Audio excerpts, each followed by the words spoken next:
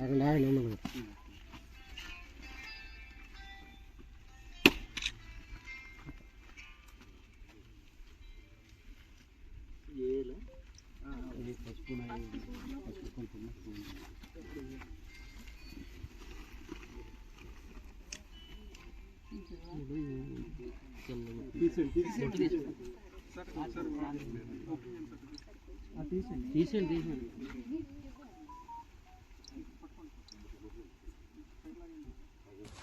నమస్కారం అండి. ఈరోజు పోలవరం నియోజకవర్గంలో ఎక్కడ కూడా గుంతలు లేని ప్రాంతం, సీసీ రోడ్లు కానీ, అలాగే ఈరోజు బీటీ రోడ్లు కానీ, అలాగే మెటల్ రోడ్స్ కానీ ఇవన్నీ కూడా ఎన్డీఏ కూటమి త్వరితగతిన పోయాలని వేగవంతంగా పనులు పూర్తి చేయడం జరుగుతుంది.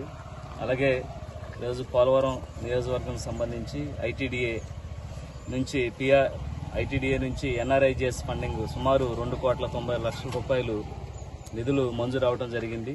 దానికి సంబంధించి మన జీలిగిమెల్లి మండలం పండువారిగూడెం నుంచి కబిసవారిగూడెం వరకు 60 లక్షల రూపాయలు శాంక్షన్ అవ్వడం జరిగింది. అలాగే బరింకలపాడు అడ్రోడ్ కాడ నుంచి దర్బగూడెం వరకు 3,60,00,000 రూపాయలు కూడా మంజూరు అవడం జరిగింది. ఇలాగా ఈరోజు పోలవరం నియోజకవర్గాన్ని అభివృద్ధి పదంలో తీసుకువెళ్లాలని ఎన్డీఏ కూటమి వచ్చిన దగ్గర నుంచి కూడా అనేక పిఆర్ రోడ్లు కానీ, బీటీ రోడ్లు కానీ, లేకపోతే డ్రైనేజీలు కానీ ఇలాగా అనేక నిధులు మంజూరు చేసి ఈరోజు పోలవరం నియోజకవర్గాన్ని ఒక అభివృద్ధి పదంలో తీసుకువెళ్తున్నాం. మొన్న సుమారు 22 కోట్ల రూపాయలతో నియోజకవర్గం అంతా కూడా సీసీ రోడ్లు పోయడం జరిగింది. అలాగే జీలిగిమెల్లి మండలానికి సంబంధించి 7 కోట్ల రూపాయలు నిధులు మంజూరు చేశాం.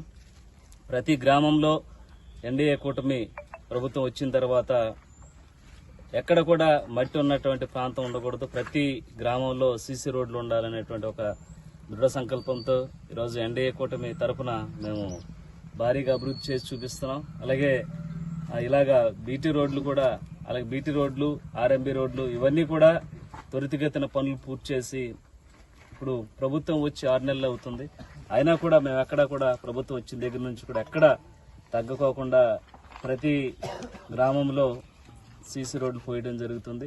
అలాగే మళ్ళీ ఇవి అయిపోయిన వెంటనే మళ్ళీ సుమారు ఒక 20 కోట్ల రూపాయలు మళ్ళీ తీసుకురావడం జరుగుతుంది. అలాగే పోలవరం కాన్స్టెన్సీకి సంబంధించి ప్రతి గ్రామంలో సీసీ రోడ్లు ఉండాలి, డ్రైనేజీలు ఉండాలి, అలాగే వీధి లైట్లు ఉండాలి, అలాగే అక్కడ ఉన్నటువంటి నిరుపేదలకి ఇల్లు తప్పకుండా మంజూరు చేయాలి, అలాగే పెన్షన్స్ కానీ, అలాగే ఏదైతే వారికి ప్రజలకు ఇబ్బంది పడుతున్నారో వాటన్నిటిని కూడా ఈరోజు ఎన్డీఏ కూటమి ప్రభుత్వం తరఫున ప్రతి ఒక్కరు చేసుకుంటూ వెళ్తున్నాం. అలాగే ప్రత్యేకంగా చంద్రబాబు నాయుడు గారికి, పవన్ కళ్యాణ్ గారికి, మోదీ గారికి ధన్యవాదాలు తెలియజేస్తున్నాం.